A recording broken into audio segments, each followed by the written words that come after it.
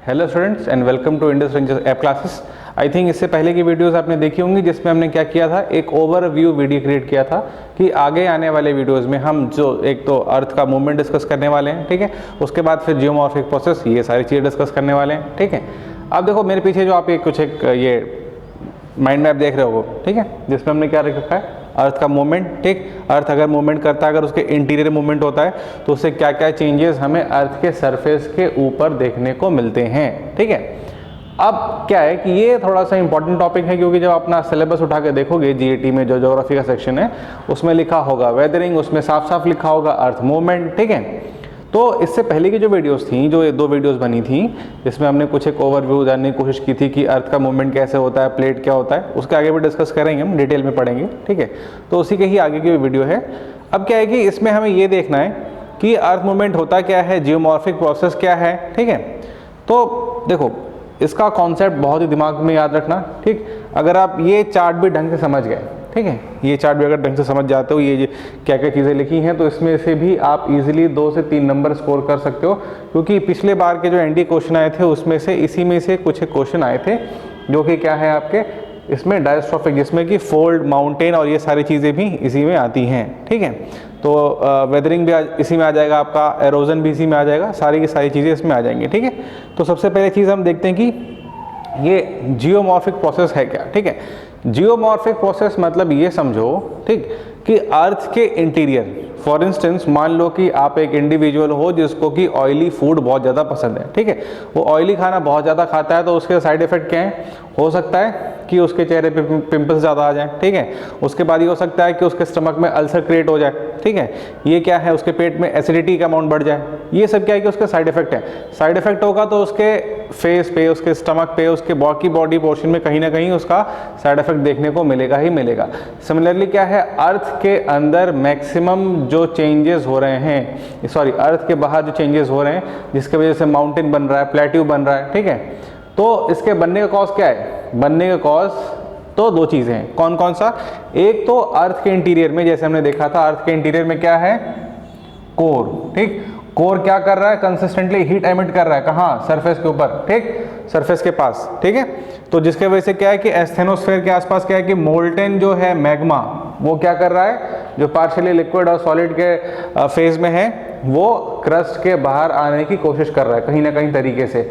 अब क्रस्ट जो आपका एस्थेनोस्फेयर है, एस्थेनोस्फेयर के ऊपर क्या है हमारा, एस्थेनोस्फेयर के ऊपर आता है अर्थ का क्रस्ट, ठीक, जो उसके ऊपर फ्लोट कर रहा है। अब कंसिस्टेंटली क्या होंगे, या तो ये कन्वर्ज करेंगे, डाइवर्ज करेंगे, या तो कन्वर्ज और डाइवर्ज करेंगे तो क्या होगा, कहीं माउंटेन क्रिएट होगा, कहीं प्लेट्यू क्रिएट होगा, ठीक है, या अलग अलग टाइप के लैंडफॉर्म्स भी बनेंगे, ठीक है। तो क्या हो गया, ये जो मूवमेंट हो गया प्लेटों का, ठीक है, इसके वजह से क्या है कि मैक्सिमम लैंडफॉर्म क्रिएट होता है, ठीक।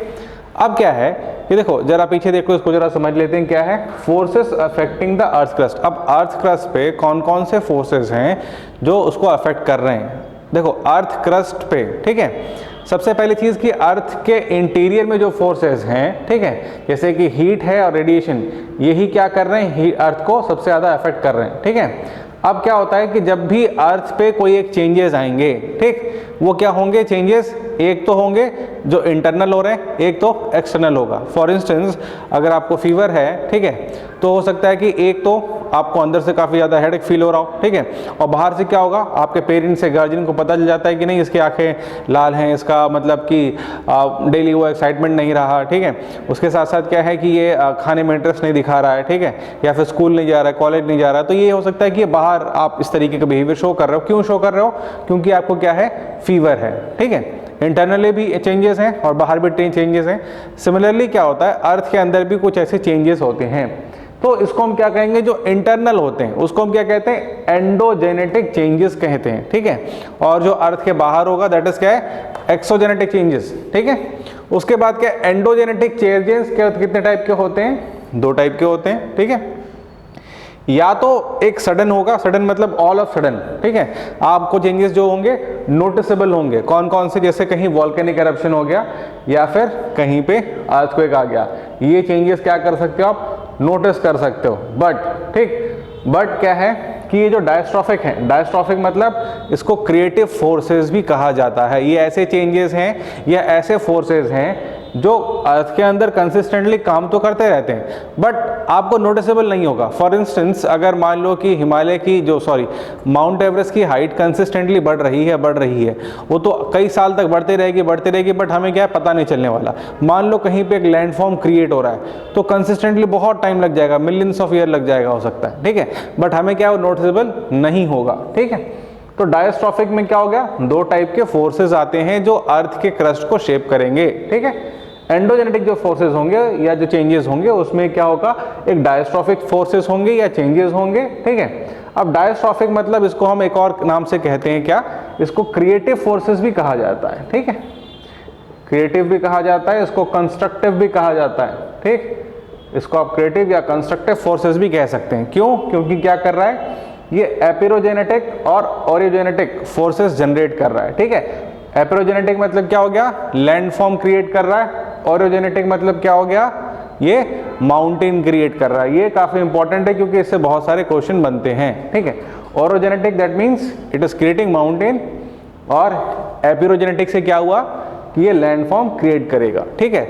अब मान लो कि जो एपिरोजेनेटिक है, ठीक, ये चेंजेस भी हैं और फोर्सेस भी हैं, ठीक है, फोर्स भी है, ठीक है। अगर मान लो कि एपिरोजेनेटिक फोर्सेस काम कर रहा है तो या तो वो किसी लैंड मास को अपवर्ड, ठीक है, जैसे मान लो कि क्या है कि इंडिया को या तो, जो इंडिया हमारा कंट्री है उसको या तो ओशन से ऊपर कर देगा, अपवर्ड मूवमेंट कर देगा, या कहीं पे सेंट्रल हाईलैंड जो इंडिया का जो सेंटर पार्ट है जिसमें कि मध्य प्रदेश आता है, या तो उसको ऊपर कर देगा, या फिर हो सकता है कि कहीं वो ओशन के नीचे सबमर्ज कर दे, ठीक है, या फिर हो सकता है कि लैंड मास बाकी लैंड मास के कंपैरिजन में काफी नीचे आ जाए, ठीक है।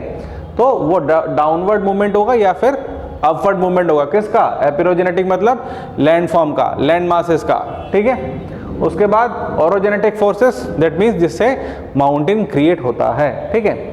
अब या तो टेंशनल फोर्सेस के वजह से होगा या फिर क्या है ये जो है आपका कंप्रेशन।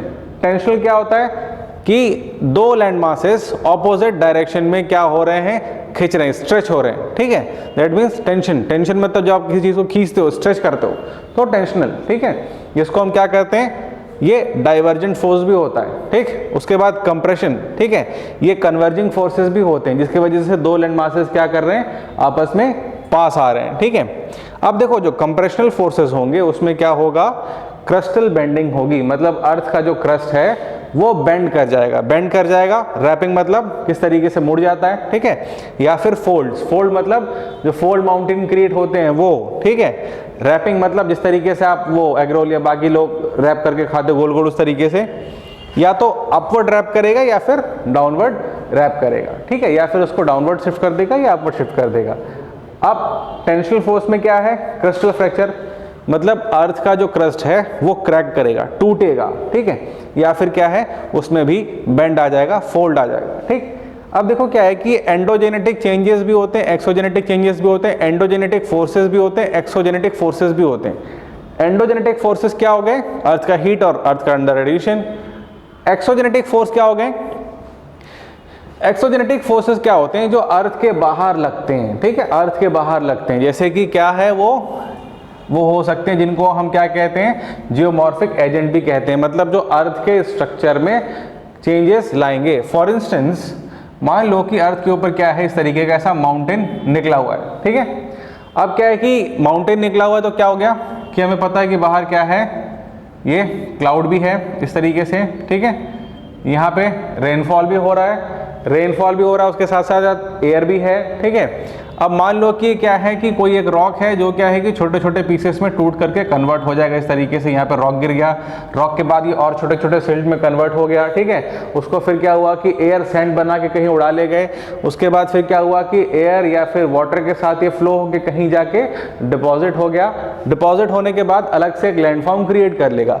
तो एक्सोजेनेटिक फोर्सेस कौन कौन से होते हैं कि जो अर्थ के बाहर काम कर रहे हैं, ठीक है, कौन कौन काम करता है, तो उसमें रनिंग वाटर हो सकता है, विंड हो सकता है, ओशन करंट हो सकता है, ठीक है, ये सारी चीजें, ठीक। अब अर्थ के अंदर होता तो एंडोजेनेटिक फोर्सेस होते हैं, तो क्या होता है, हीट होता है, रेडिएशन होता या सेस्मिक वेव्स होती, ये सारी चीजें, ठीक है। तो exogenetic force which acts upon on earth, ठीक है, जो अर्थ के ऊपर काम करते हैं। फॉर इंस्टेंस अगर मान लो कोई एक इंडिविजुअल है, ठीक है, अब क्योंकि उसका पेट खराब है तो हो सकता है उसके चेहरे पे क्या आ गए, ढेर सारे पिंपल्स, ठीक है। अब पिंपल्स आ गए तो क्या करेगा, हो सकता है बहुत सारी क्रीम लगाए।